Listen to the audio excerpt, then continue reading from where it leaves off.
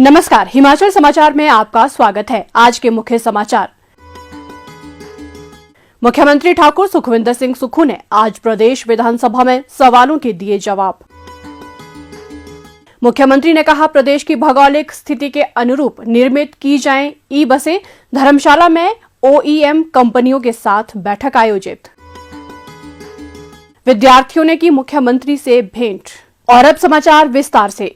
मुख्यमंत्री ठाकुर सुखविंदर सिंह सुक्खू ने विधानसभा में पेंशन भोगियों संबंधी एक सवाल का जवाब देते हुए कहा, माननीय अध्यक्ष महोदय, हमारी सरकार जितने भी सरकारी कर्मचारी है, अधिकारी है, उनकी ओल्ड पेंशन स्कीम के प्रति हमेशा से गंभीर रही है और इसीलिए हमने पहली कैबिनेट में जो हमने पहली गारंटी दी थी, जितने भी हमारे सरकारी कर्मचारी थे, जितने भी सरकारी अधिकारी थे, आर्थिक बदहाली के बाद भी, आर्थिक तंगी के बाद भी हमने अपने सरकारी कर्मचारियों को ओल्ड पेंशन स्कीम दी और निश्चित तौर पर जिस बेचारे को 2750 रुपये मिलते थे उसको 27,000 रुपये मिल रहा है और तकरीबन 500 लोगों को हमारी ओल्ड पेंशन स्कीम का लाभ मिल रहा है। दूसरा, जो राजेंद्र राणा जी ने कहा, बिल्कुल सही पूछा है, 6th पे कमीशन का जो एरियर और पेंशन में एरियर है, हमने कई बार अपने वाइट पेपर में माननीय उप मुख्यमंत्री जी ने भी रखा कि उसकी 10,000 करोड़ की लाइबिलिटीज है।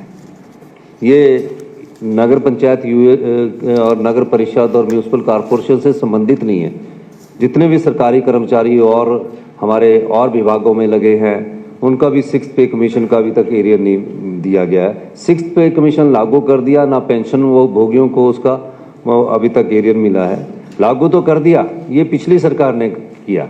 अब हम व्यवस्था में सुधार कर रहे हैं। धीरे धीरे इस व्यवस्था को सुधरने में समय लगेगा और 1-2 साल में धरातल पर जब व्यवस्था आएगी, इस एरियर का हम प्रावधान कर देंगे।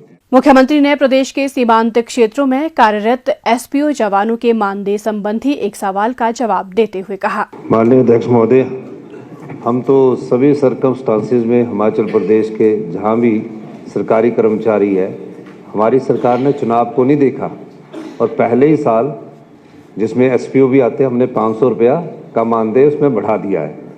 जैसे ही जो पिछली सरकार की दी हुई आर्थिक बदहाली है, उससे जैसे ही हम उभरेंगे ना और आत्मनिर्भर हिमाचल की तरफ बढ़ेंगे, तो निश्चित तौर पर इन जो SPO है, जो बेचारे हमारे काम कर रहे हैं, उस पर ध्यान दिया जाएगा। मुख्यमंत्री ने विधानसभा सदन में प्रश्नकाल के दौरान लंबित विकासात्मक कार्यों से संबंधित एक प्रश्न का जवाब देते हुए कहा, माननीय अध्यक्ष महोदय, ये सही है कि कई बार MLA फंड हम जारी करते हैं, MP फंड जारी करते हैं और इन्हीं की कंस्टिट्यूंसी नहीं, कई कंस्टिट्यूंसियों का है। हमारी कंस्टिट्यूंसी में भी कई बार समस्या आती है कि DPF है। कई जगह पंचायत का कोई आदमी आकर कोर्ट से स्टे ले लेता है। मेरा ये मानना है कि हमने डायरेक्शन दे रखी है और जैसे कि माननीय सदस्य ने कहा कि टाइम बाउंड इसलिए नहीं किया जा सकता कि जिस जगह हम पैसा देते हैं, अगर उसमें DPF है तो इसको कम से कम 6 महीने और 1 साल लग जाता है और अगर कोई कोर्ट में केस चला जाए तो उसका स्टे हो गया तो 1-1.5 साल वैसे निकल जाता है। लेकिन MLA फंड को अगर विधायक चाहे कि जिस जगह स्टे हो गया है या DPF में आ गया है तो उसको चेंज कर सकता है दूसरे रोड में, जहाँ कोई झगड़ा ना हो। ये प्रावधान हमने रखा है। लेकिन होता क्या है कि BDO से इन्फॉर्मेशन आती है, पंचायत से इन्फॉर्मेशन आती है और काफ़ी दिनों बाद पता लगता है, जो हमें प्रैक्टिकल आता है। जो इन्होंने सुझाव दिया कि टाइम बाउंड करना है, तो VDO से और डिपार्टमेंट से चर्चा करके कि कैसे इसको टाइम बाउंड किया जा सकता है। और दूसरा ये चीज़ देखनी पड़ेगी कि हमारा जहाँ पैसा लगा है वहाँ किसी राजनीतिक कारण से तो नहीं स्टे हुआ। कई बार प्रधान क्या है कि पंचायत का प्रधान दूसरा है, ये व्यक्ति मैं आपको, और दूसरा प्रधान लगाता ही नहीं है, टेक्निकल सहायक आके एस्टिमेट ही नहीं बनाता, उसके बाद वो ही नहीं बनाता। ये भी कई कारण है, लेकिन हमारी सरकार गंभीरता से इस पर विचार करेगी और जहाँ नियमों के अनुसार होगा उसको हम देखेंगे। मुख्यमंत्री ठाकुर सुखविंदर सिंह सुक्खू ने शुक्रवार को धर्मशाला में मूल उपकरण निर्माता OEM कंपनियों के प्रतिनिधियों के साथ आयोजित बैठक की अध्यक्षता करते हुए कहा कि राज्य सरकार प्रदेश के लोगों को बेहतर और आरामदायक परिवहन सेवाएं प्रदान करने के लिए प्रतिबद्ध है। मुख्यमंत्री ने मूल उपकरण निर्माता कंपनियों से हिमाचल प्रदेश के लिए विशेष रूप से उपयुक्त ई बसें निर्मित करने को कहा। उन्होंने कहा कि ई बसों में प्रदेश की भौगोलिक स्थिति के अनुरूप लोडिंग क्षमता और सामान इत्यादि रखने की सुविधा उपलब्ध होनी चाहिए।